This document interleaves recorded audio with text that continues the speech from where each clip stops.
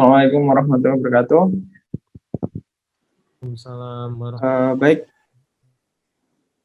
teman-teman, sebelum kita mulai dalam pembelajaran ini, saya sebut dengan kelas online. Sebaiknya kita berdoa terlebih dahulu agar mendapat keberkahan dalam pembelajaran pada siang hari ini. Silahkan berdoa, doa dimulai. Oke, cukup. Oke, baik. Pada pertemuan yang pertama ini, saya selalu membiasakan untuk, ini saya bisa share screen ya? Oh iya, bisa. Saya selalu membiasakan untuk memberikan semacam panduan atau kayak silabus gitu. Silabus di mana nanti kita akan tahu proses pembelajaran ini targetnya apa, kemudian dan kita juga bisa mengukur keberhasilan dalam pembelajaran ini. Baik, pada siang ini kita kelasnya adalah kelas Golang Basic ya. Jadi nanti materinya adalah dari Golang, apa itu Golang, sampai pada endingnya adalah tentang web service sederhana. Baru web service sederhana. Kita belum menggunakan framework, kita belum menggunakan yang lain. Oke, insya Allah nanti kita akan melalui sekitar 12 kali pertemuan atau 1 bulan sepekan, kira-kira ya, kira-kira 1 bulan sepekan kalau lancar. Nah, di sini saya membagi menjadi 11 kali pertemuan. Yang pertama tentang pendahuluan terlebih dahulu. Pendahuluan itu nanti sebenarnya saya berharap yang join sudah join semua gitu. Cuman karena belum join semua nanti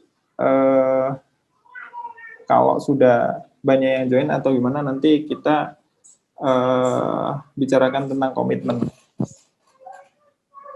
Ada komitmen, terus kemudian Golang dasar, pendahuluan, terus kemudian saya bagi di pertemuan kedua itu ada tipe data.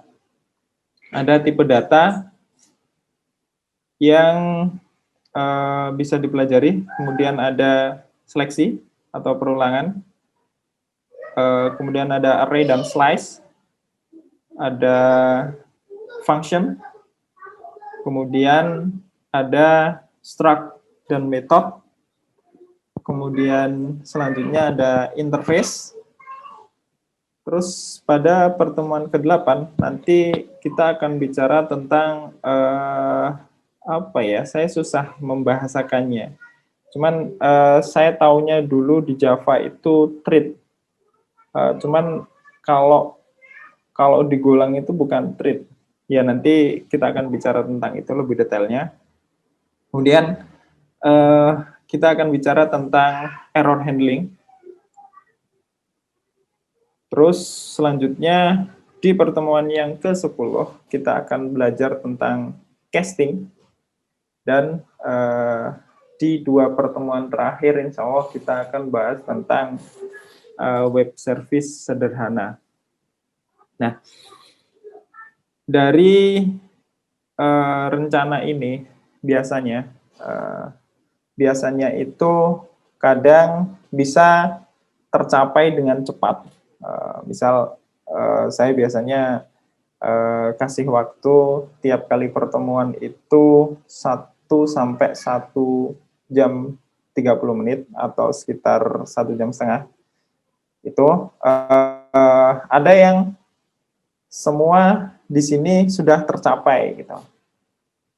Tapi terkadang juga ada beberapa kendala sehingga dari tema yang sudah disepakati, maksudnya tema yang sudah dibuat itu kadang tidak tercapai. Nah, di situ nanti jika itu tidak tercapai, maka insya Allah akan disampaikan pekan selanjutnya. Jadi di sini kita belajar untuk disiplin. Yang pertama disiplin waktu. Disiplin waktu tentang jam mulai dan jam berakhir. Nah, di sini sebenarnya ada beberapa komitmen. Ini buat teman-teman. Ada komitmen, ini saya selalu cantumkan ini di setiap kali pembelajaran baik online atau offline. Saya biasanya di bootcamp gitu, biasanya saya cantumkan ini. Jadi yang pertama itu adalah di sini komitmen tentang ketersediaan mengikuti seluruh rangkaian pembelajaran. Jadi nanti seandainya ada yang tidak bisa dari sekian yang ikut, kira-kira ada sekitar 80% yang kurang dari 80% yang menyatakan bisa, nanti kita akan reschedule. Insya Allah, itu rencananya. Terus kemudian selanjutnya, ini yang paling penting, kita sebagai orang yang berurusan dengan pihak yang lain, kita harus belajar untuk lebih tepat waktu. Ini, terus kemudian karena kita adalah proses belajar, maka kita harus aktif dalam mendengarkan dan diskusi. Terus selanjutnya ini yang paling penting, yang terpenting lagi, semuanya penting sih. Online-nya itu dengan laptop atau PC. Jangan sampai teman-teman kehilangan momen karena online-nya hanya menggunakan smartphone atau sesuatu yang kita tidak bisa langsung praktek gitu. Kemudian nanti setiap pekan rencananya akan ada semacam kuis tentang pemahaman setiap tema yang disampaikan. Jadi ini adalah komitmen yang harus teman-teman saya katakan patuhi, karena dengan komitmen ini insya Allah bisa memperlancar proses belajar kita. Jadi nanti kalau ada salah satu atau beberapa komitmen yang tidak dipenuhi, nanti akan mengganggu dalam proses belajar kita. Oke, baik, itu terkait dengan silabus atau rencana pembelajaran kelas online gulang untuk gulang dasar, atau saya biasanya sebutnya gulang 1 gitu. Baik, di sini yang pertama kita akan cari tahu apa sih gulang. Saya sebenarnya sudah siapkan ini. Biasanya saya pakai ini sih, cuman sebagai panduan saja. Nanti slide-nya akan berpindah-pindah. Maksudnya screen-nya akan berpindah-pindah ke editor, nanti ke sini, biar nanti kita tahu, oh sampai sini pembelajarannya. Oke, saya selalu suka, saya suka dengan gulang itu pertama kali itu lihat icon-nya ini. Saya tidak sengaja waktu itu, sedikit cerita ya, tidak sengaja membaca gulang gitu. Kok icon-nya lucu gitu. Tapi ternyata setelah beberapa tahun rilis gitu, terus beberapa waktu lalu logonya dirubah jadi yang di atas ini. Ya, oke sih, simpel sih, cuman sosok si siapa ini gopernya ini nggak ada lagi, meskipun tetap ada gitu. Oke, Gulang. Oh iya, hampir lupa. Mungkin saya perkenalkan dulu ya. Ini harusnya di awal tadi, tapi saya lupa. Baik, perkenalkan, nama saya Muflih, Muflih Khalidin. Saya biasa dipanggil Muflih. Saya asli dari Lamongan, tapi saya sudah lama menetap di Jogja.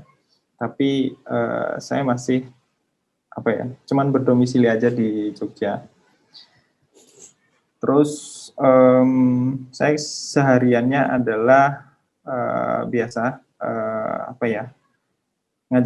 ngajakin teman-teman untuk belajar terkait dengan Golang, terkait dengan PHP. Kalau PHP pakainya Lumen atau Laravel. Dan saya suka diajar diskusi terkait dengan hal-hal yang berurusan dengan back-end atau DevOps. Terus saya saat ini co-founder di salah satu startup kami, tapi masih baru, benar-benar baru. Namanya Yumna.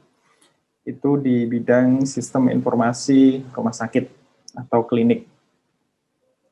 Dan juga saya bisa dikatakan freelance, bisa dikatakan tetap juga jadi senior engineer di Mahfaza Multimedia.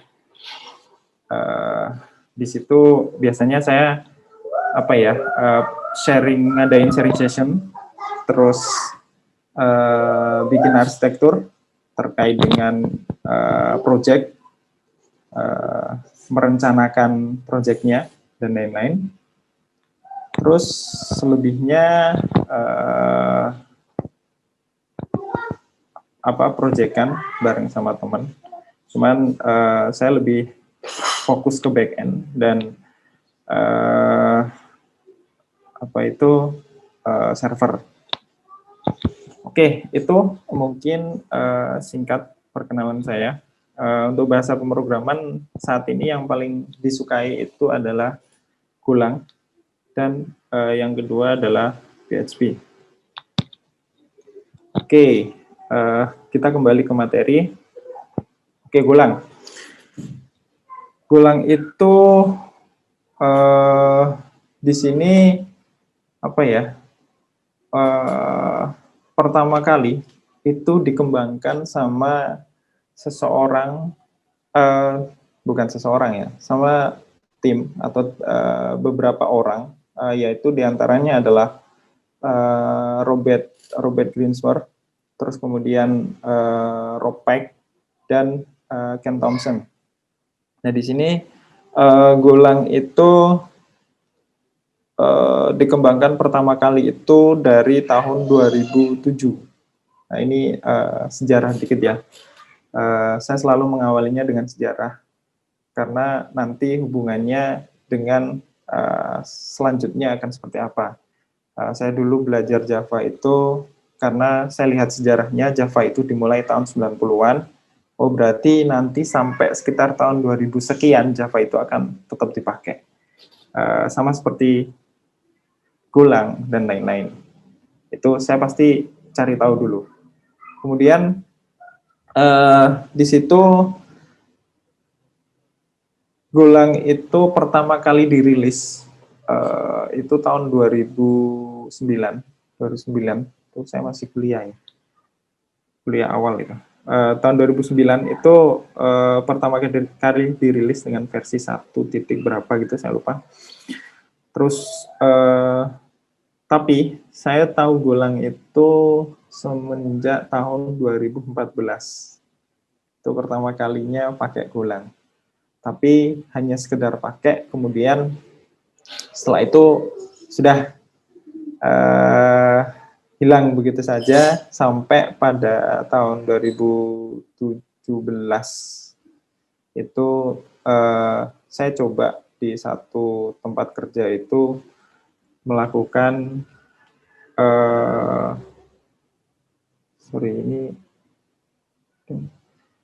saya coba melakukan migrasi dari server yang dari bahasa pemrograman yang lama ke dalam Golang. Nah, di situ saya menemukan banyak sekali kejutan dan banyak sekali hal-hal positif, hal-hal baru yang saya dapatkan dari Golang. Kemudian Golang itu diciptakan atau apa ya, adopsi dari bahasa C dan C++. Jadi kalau teman-teman sudah tahu tentang PHP atau sudah belajar C gitu, Golang akan semakin mudah. Golang itu mudah untuk dipelajari. Kemudian di sini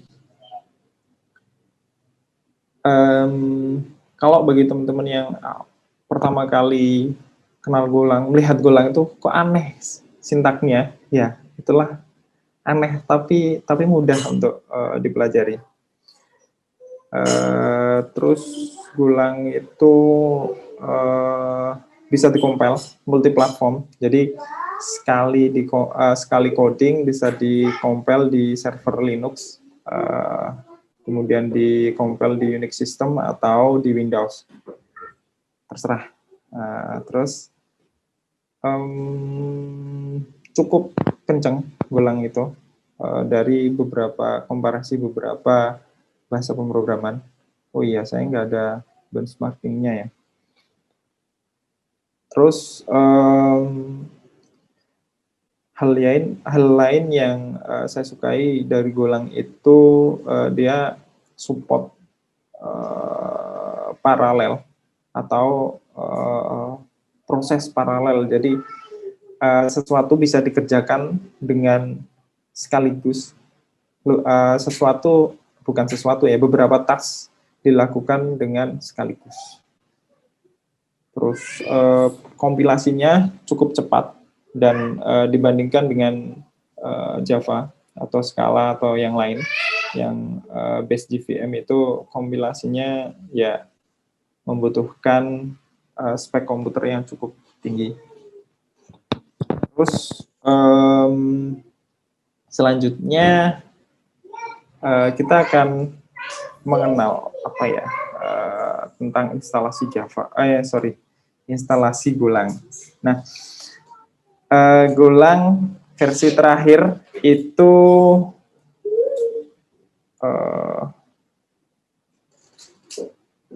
Golang Go version. Oh, saya belum menggunakan versi terakhir ya. Saya masih menggunakan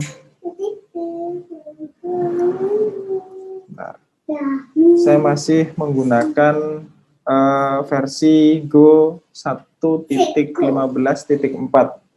Kalau tidak salah versi terakhirnya itu ada di 6.6 version.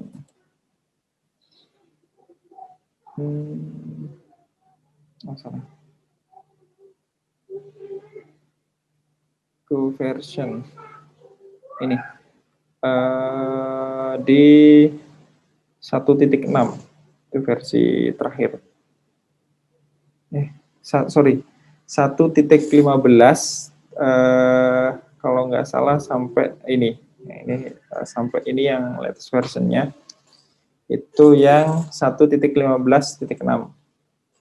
Baru banget ini, baru berapa hari ya? 9 hari yang lalu atau 10 hari yang lalu dirilisnya. Terus gimana cara instalasinya? Teman-teman bisa buka di golang.org.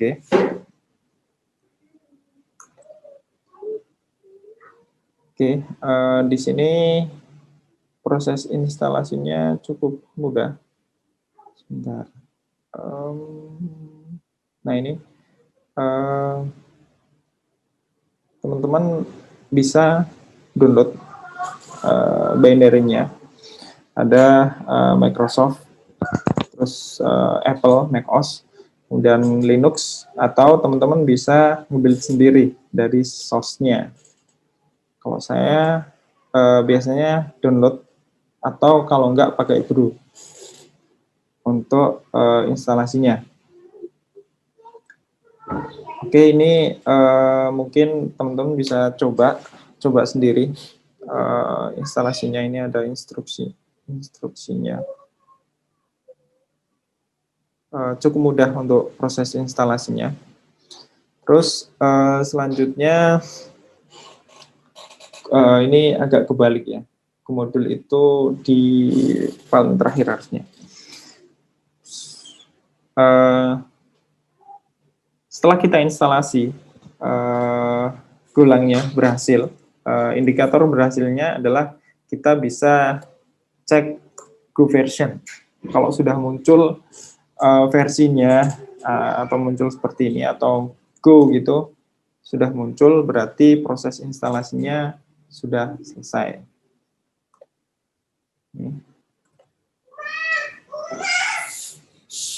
Kemudian selanjutnya untuk Go Path.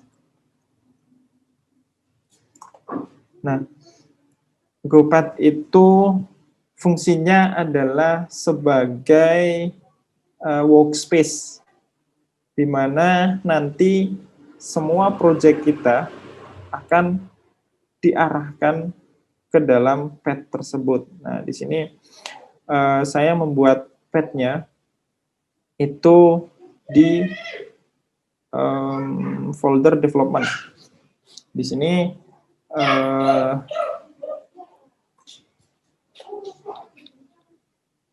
untuk standarnya biasanya GoPath itu ada folder bin ini, kemudian ada folder package PKG, dan ada folder source SRC ini. Ini adalah minimal, cuman semenjak saya menggunakan Golang, saya mulai merapikan. Jadi saya rapikan semua itu masuk ke dalam GoPath. Jadi semuanya ada di dalam satu folder untuk proses development saya yang terkait dengan development. Ya, ada config, ada data, DB backup, ada dokumen, dan lain-lain. Nah, di sini di source itu biasanya kalau di Golang itu sesuai dengan repository, dia berada di repository mana. Kalau ini ada Bitbucket, ada GitHub, ada GitLab, ada golang.org, gopkg.in, dan lain-lain. Ini mengajarkan saya juga tentang pengelompokan sebuah project.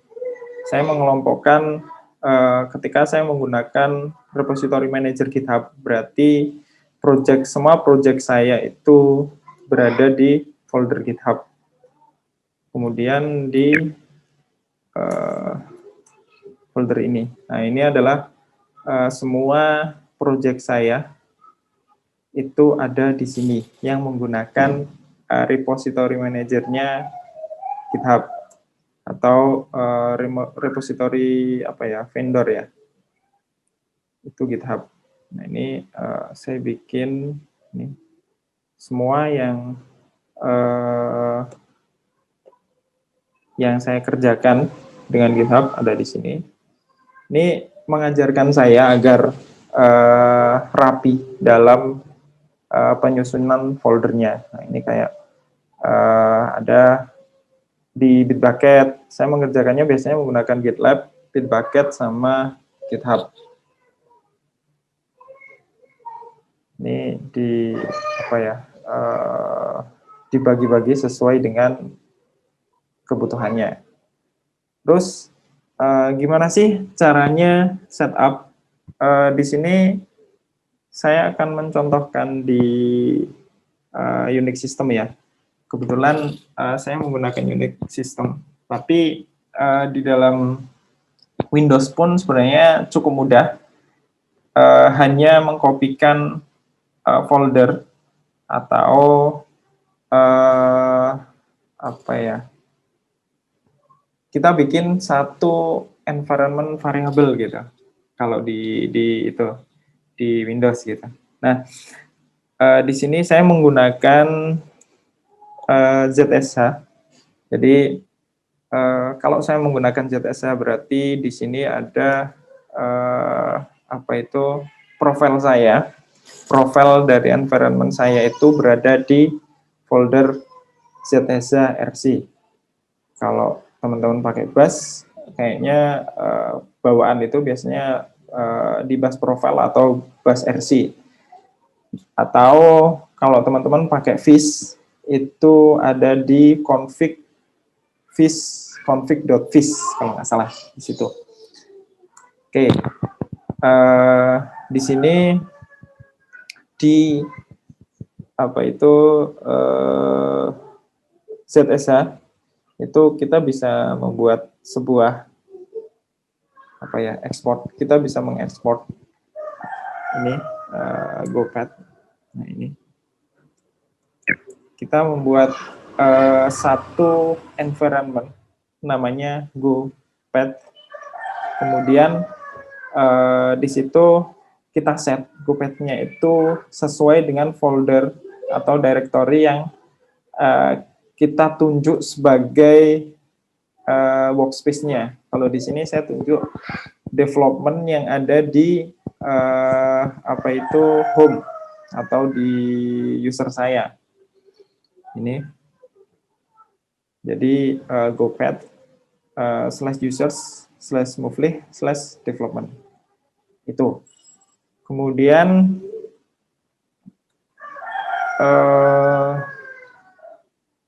selanjutnya untuk IDE, setelah kita setup GoPad, maka selanjutnya kita setup IDE-nya. Di sini saya sarankan menggunakan boleh menggunakan Vim. Beberapa waktu yang lalu atau di awal-awal saya menggunakan Vim karena saya familiar dengan Vim waktu itu. Cuman terkait dengan saya pernah melakukan kesalahan yaitu konfigan Vim saya itu hilang sehingga saya malas untuk mencoba atau membuat konfigan yang baru. Akhirnya saya menggunakan VS Code. Nah, VS Code ternyata sangat powerful ya. Saya pakai PHP pun saya pakai apa itu VS Code. Sorry, saya klik dulu ini.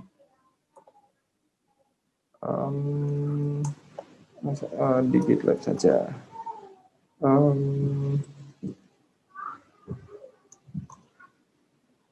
Digo.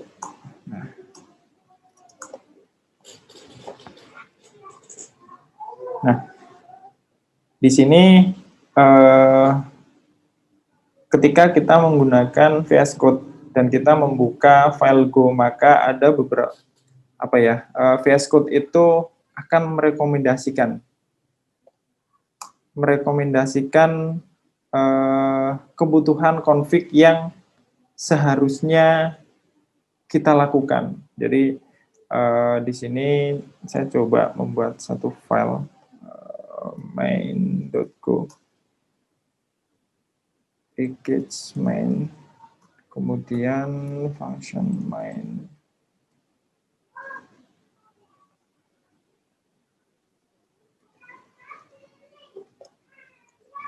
Nah, kalau kita belum menginstal extension untuk coding Golang di dalam VS Code, maka di sini akan direkomendasikan, akan muncul, tapi ini karena sudah ya, saya sudah install, maka dia tidak merekomendasikan. Nah, di sini extension Go yang saya gunakan adalah yang ini, yang Go. Ini teman-teman tinggal install, klik install gitu, sudah beres. Jadi semua yang terkait dengan plugin, yang terkait dengan tools, itu nanti akan dibantu extension ini dalam proses konfigurasi dan installnya. Itulah apa ya, mudahnya menggunakan Go di VS Code. Nah, kalau teman-teman pengen menggunakan Vim,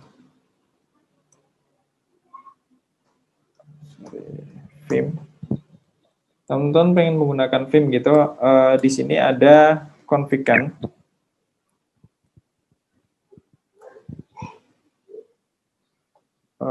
Go. Nah, itu tadi. Vim Go. Nah, ini teman-teman cuman impor satu plugin ini, punyanya Fatih, itu namanya Vim Go.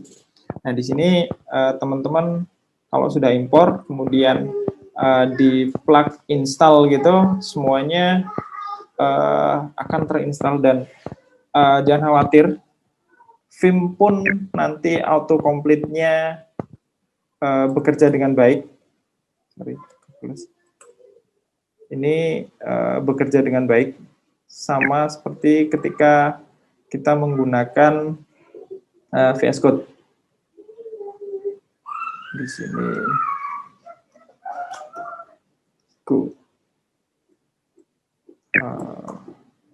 Nah, di sini auto impornya jalan. Nah, lagi terkait dengan mudahnya apa ya, alasan menggunakan Go, dia sudah auto import. Terus banyak lagi ketika kita membuat sebuah variabel, ternyata variabel itu tidak kita gunakan, itu nanti akan dikasih warning sama Go, pesan error gitu, dan lain-lain. Jadi codingan kita lebih bersih. Oke, itu terkait dengan IDE. Kemudian selanjutnya kita akan bicara tentang command di Go. Nah, command di Go itu ada banyak sekali, teman-teman. Kalau saya pakai ini aja. Kalau menuliskan Go gitu di terminal, dia akan mempunyai banyak sekali command. Di sini Go itu sudah sangat lengkap, bahkan tidak memerlukan dependensi yang lain ketika kita melakukan deployment, package manajernya, terus update package, kemudian compile, terus dan lain-lain, itu cukup menggunakan command dari Go sendiri. Nah, dari command itu yang sering digunakan adalah yang pertama, Go run. Di sini fungsinya adalah untuk mengcompile dan merunning Go program. Jadi ini untuk menjalankan sintak Go. Terus kemudian kita bisa menggunakan mod atau di sini modul atau dependency manager, itu kita sering gunakan. Terus kemudian Go clean, ini juga sering kita gunakan. Terus kita gunakan Go build. Mana ya? Oh, ini Go build. Kita akan sering gunakan itu. Untuk yang lain saya jarang sekali menggunakannya. Go test paling. Go test itu untuk menjalankan unit testingnya. Itu terkait dengan komen yang ada di Go. Selanjutnya Go modul. Nah, saat kita pertama kali menjalankan, pertama kali kita membuat project menggunakan Go, maka yang pertama dilakukan adalah kita membuat sebuah folder terlebih dahulu. Saya ini membuat folder Go 1 gitu. Ini saya saya rename. Kayaknya tidak seru gitu. Kita bikin folder Go 1 ini kita rename kelas Go dasar atau Go 1.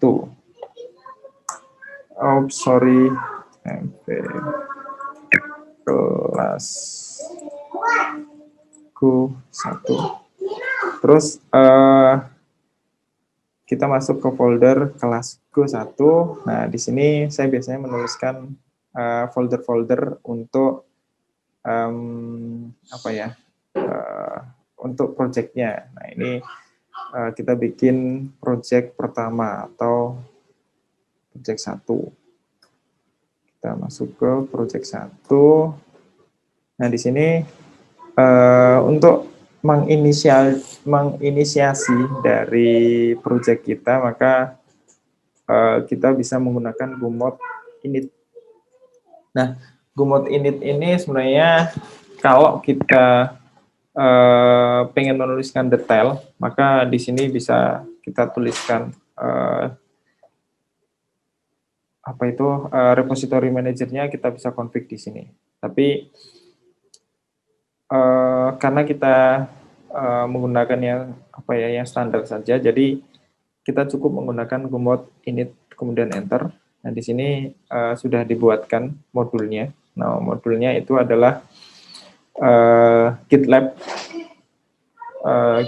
gitlab.com kelas Go1 project 1. Nah, setelah kita menginisiasi sebuah project, maka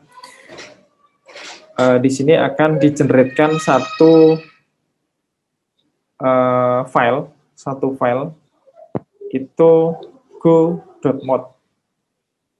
Di sini di set modulnya apa, kemudian Go versionnya berapa. Kemudian nanti ketika kita pengen menambahkan sebuah library atau sebuah package, itu tinggal kita go get nama package-nya. Nah, di sini kita akan membuat sebuah file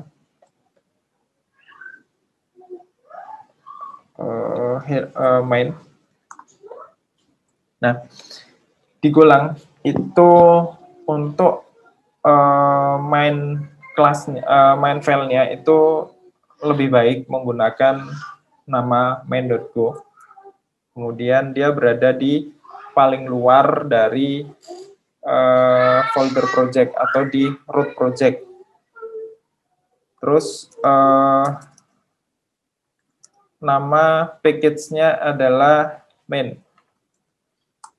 Ini wajib, dia wajib berada di package main.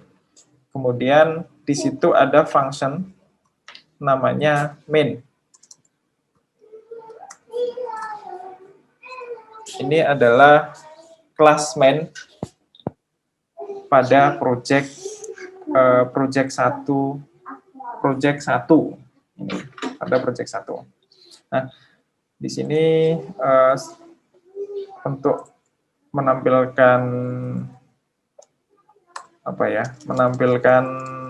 tulisan di command line itu cukup menggunakan fmt println. Ini sama kayak kita coding pakai C. Hello, halo saja. Go. Sudah selesai. Kita tinggal running. Caranya adalah go run main.go. Nah, di sini sudah muncul tulisan hello go. Itu untuk modul sekaligus Hello Go yang ada di terakhir ini. Kemudian setup IDE sudah. Oke, kita akan coba membuat satu variabel. Nanti kita bicara variabel lebih dalam di pertemuan selanjutnya, insya Allah hari Selasa pagi itu kita bicara tentang variabel. Nah, di sini saya bikin variabel namanya adalah apa ya, name gitu. Kemudian, nah, ketika kita membuat sebuah variabel dan variabel itu tidak kita gunakan, maka di situ compiler Golang akan apa ya, memberi warning atau peringatan error. Di situ errornya adalah name declared but not used. Jadi di sini name-nya itu dideklarasikan tapi tidak digunakan. Oke, kita coba gunakan run.net. Nah, di sini hello Mufli, seperti itu. Itu yang terkait dengan variabel. Oke, kita ngintip sedikit tentang variabel. Oke, mungkin itu untuk pertemuan di awal ini. Kita akan mulai apa ya, ngegas. Kita akan mulai berlari itu saat pertemuan yang kedua, di mana pertemuan pertama itu biasanya kita melakukan setup dulu. Ini biasanya setupnya agak lama sih. Kalau memang teman-teman baru setup, itu ada beberapa. Saya dulu mengalami kebingungan terkait dengan GoPad dan GoRoot. Nah itu, tapi setelah Go versi, saya lupa versi berapa gitu, sudah GoRoot-nya sudah tidak perlu di setup. Baik, itu materi yang bisa saya sampaikan di pertemuan pertama ini. Apa ya, jazakallahu khairan, Allah yang membalas semuanya. Oke, saya tutup. Assalamualaikum warahmatullahi wabarakatuh.